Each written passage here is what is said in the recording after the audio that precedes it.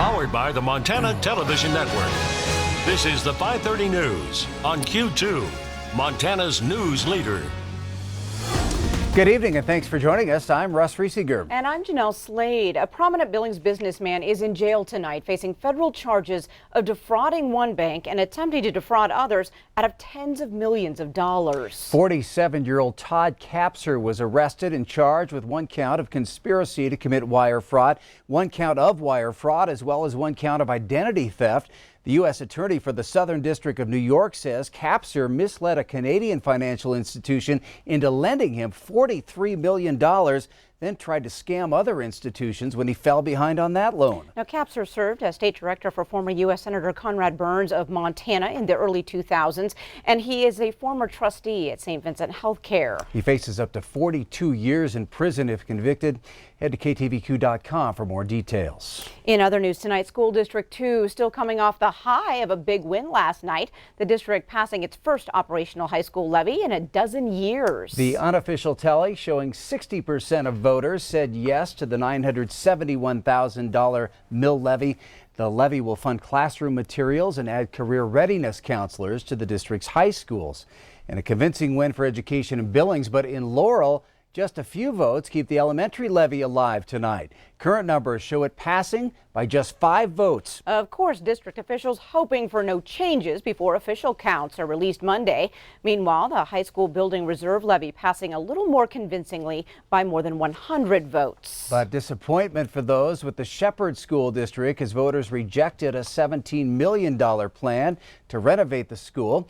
The schools haven't had any major upgrades in about 30 years there, and staff say they are running out of room. Superintendent Scott Carter telling us the district is already back to work and looking toward the next vote. We're feeling optimistic. We're disappointed about the vote. But to see the citizens get involved with the school the way they have is encouraging.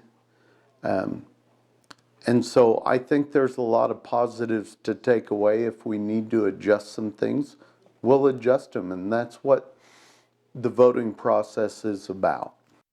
Now, the Shepherd School Board is meeting tonight, and we'll talk with the architect about ways to cut down on their initial ask. And Carter says he hopes to try again as soon as possible.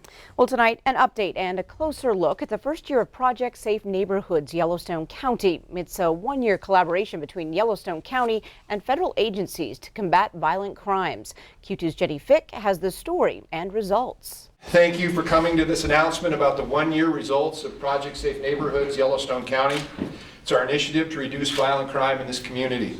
According to FBI crime reports, violent crime had increased in Montana by over 35% from 2013 to 2017. Yellowstone County was identified to be one of the areas in Montana with the highest rate and growth of violent crimes. So this group of law enforcement leaders that you see up here today met to talk about why violent crime is increasing here. And the unanimous conclusion was the primary cause is meth. Meth-related violence includes dealer-on-dealer violence, robberies for drug money, and violent users. Since the implementation of PSN, the rate of growth of violent crimes has come to a halt. Last April, law enforcement leaders in this room committed to a two-prong approach: focused law enforcement and meth prevention and treatment. This requires the collaboration between federal, state, tribal, and local law enforcement. I think we're targeting the right crimes. We focused on arresting meth traffickers and dealers, armed robbers, violent felons with firearms, and violent felons with outstanding warrants. Over 850,000 doses of meth have been seized. 212 firearms have been taken off the streets, and 170 defendants have been charged with meth trafficking, firearm offenses, or robbery. 2018, my office alone filed over 700 felony possession charges and over 100 distribution or possession with intent to distribute drug charges. The next level for this task force is another unfortunate side effect of these crimes: neglect and abuse of children. Meth affects our community beyond law enforcement. In 2018, over 500 children had to be removed from their parent or guardian due to substantiated neglect, as investigated by the State Child Protective Services. In cases involving drug use as the reason for the removal, over 60% of those cases involved meth use by the parent or guardian. We are in an epidemic in a crisis like of which we've never seen before in here. PSN will help to prevent the demand for meth through the Yellowstone Substance Abuse Connect Coalition. This group works to increase prevention and treatment. We have to look at the root causes.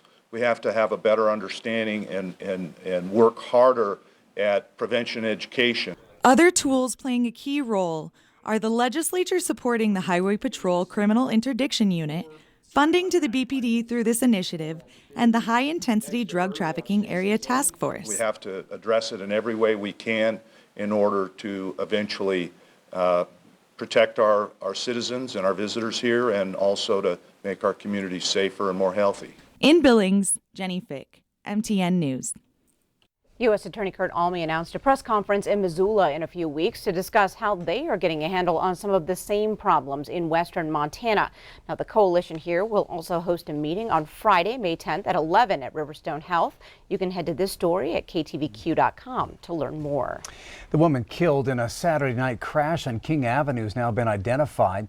42-year-old Tara Ogden of Billings was struck and killed on the West End. She died of multiple blunt force trauma sustained in that accident. It's not known why Ogden was hit. The driver was not injured, we're told, and it's not known whether the driver will face any charges. A faulty de-icing sensor on a United Airlines flight forced a plane heading toward Denver around and then back to Billings. The aircraft left Billings around 11:15 this morning, and shortly after, an issue with a wing was noticed. Now, the plane had to circle for 30 minutes to burn off fuel before it could land. 48 people, including the crew, were on board. As of this afternoon, the plane was still on the tarmac. For years, McPhinney's operated a small convenience store on the corner of 5th Street and Grand Avenue. That is, until last month. Now, the location was especially appealing for nearby neighbors and high school students across the street at Senior High. Q2's Andrea Lutz spoke with the owners today. Andrea, what led to the decision to close? Yeah, so I'm told the owners of the land, that corner on Grand and 5th Street, wanted to raise the rent and pull out those gasoline tanks, which I learned this afternoon happened to be an old contaminated site. Crews started last Friday ripping up the pavement, digging out those gas tanks. This particular McPhinney's location was one of 3. Now they're down to just 2. Co-owner Bev Munschek says that they likely will just close up shop and focus on their other 2 locations. And although this location was not their busiest, she says it does sting just a little bit because of that high school rush. Well, today we also heard from a nearby business owner who says he was a little shocked to see the gas station close so quickly, but he's hoping that something cool goes in there. Any other business that comes in, it's just more traffic, more business traffic for the whole surrounding area. I'm kind of hoping for a fancy restaurant myself, but. All right, well, I also spoke with Marketing Specialties. That's the company removing those tanks. As far as contamination, they say that site was monitored for years for toxic levels. The soil will need to be sent off for testing just to make sure that there's no further cleanup that needs to be done there. Russ and Jeanelle. All right, thanks so much, Andrea. Senator Steve Daines has introduced a bill that would ask about citizenship in the 2020 census. It's an issue the U.S. Supreme Court is expected to hear before the forms are printed in July. Now, the Citizens Count Census Act states the Commerce Secretary shall include in any questionnaire a checkbox or similar option to indicate if a respondent is a citizen or national of the United States. This is America, and it's absurd we don't know how many U.S. citizens live in this country. That's why I introduced a bill that adds a citizenship question to the U.S. Census. In March of 2018, Commerce Secretary Wilbur Ross says he decided to include the citizenship question after a request from the Department of Justice. Those opposed to the bill say it's an attack on immigrants in the United States. They argue it will grow fear in communities with a large immigrant population. Well, coming up on tonight's 5:30 News, a new app is creating a buzz in the military, and it was developed right here in Montana. The unbelievable use for bees right after the break. And in sports, the league leading Yellow Jackets opening their baseball conference tournament tonight. Scott has a fun feature on what walk-up music motivates the players. And coming up in weather, maybe a few more showers tonight as a cold front continues to make its way across southern Montana. But wait till you see what's coming this weekend. We're talking plenty of sunshine and nice warm weather for Mother's Day.